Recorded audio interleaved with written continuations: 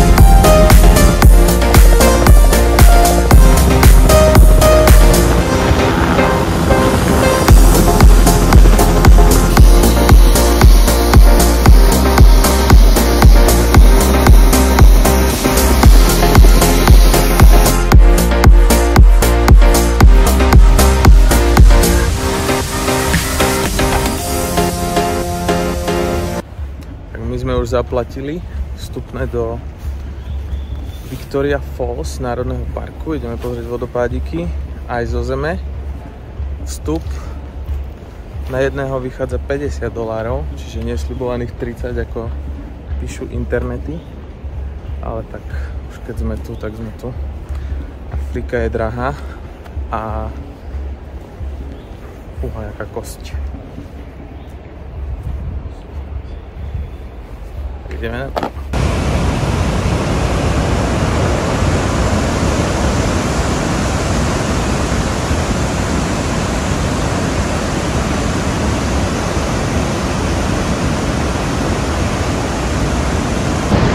Takže Viktoríne vodopády, nazývané aj dym, ktorý hrmí, je to ich pôvodný názov. A názov Viktoríne vodopády im dal až škótsky cestovateľ Livingstone, ktorý ich pomenoval po kráľovne Viktórii a majú na výšku 108 metrov, na šírku 1700 metrov a sú považované za jedny z najväčších vodopádov na svete a očividne aj právom.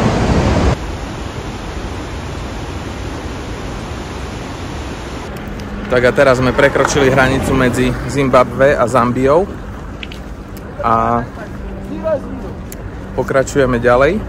Ideme sa prejsť po moste, ktorý oddeľuje Zambiu a Zimbabwe. A potom sa pozeráme na Viktoríne vodopády z zambijskej strany. Takže tak, Zambia vyzerá takto.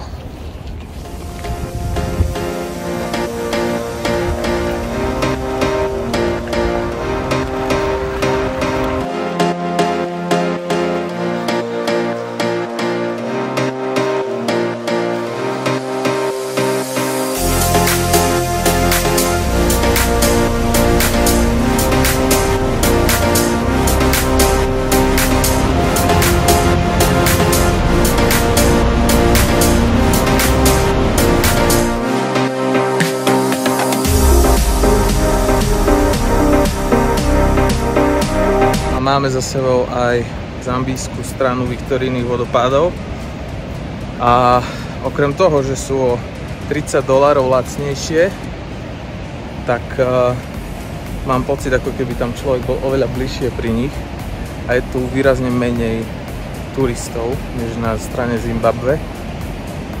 Na druhej strane každú chvíľu vám chce niekto niečo predať, ale tak to v Afrike s tým treba asi rátať. A ideme opäť raz po moste medzi Zambiou a Zimbabwe. Sme mokrí kvôli Viktorínnym vodopádom, ktoré stále vidíme.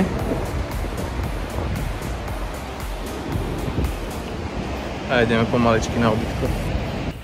Tak a teraz si ukážeme, ako vyzerá naše ubytko. taký guest house, taká lodge, apartmánik, keby som to preložil do slovenčiny. Krásne nám vychádza slniečko. A to za mnou, to je naša. A tu ich je viacero. Nejakých 10 cca. Tam vzadu je recepcia. A tu je bazén vzadu. So what you do is you want to hold a crocodile, your left hand make a ring here and then your right hand make a ring around the neck. Okay, so you start with your left hand like that and then from the side, there you go.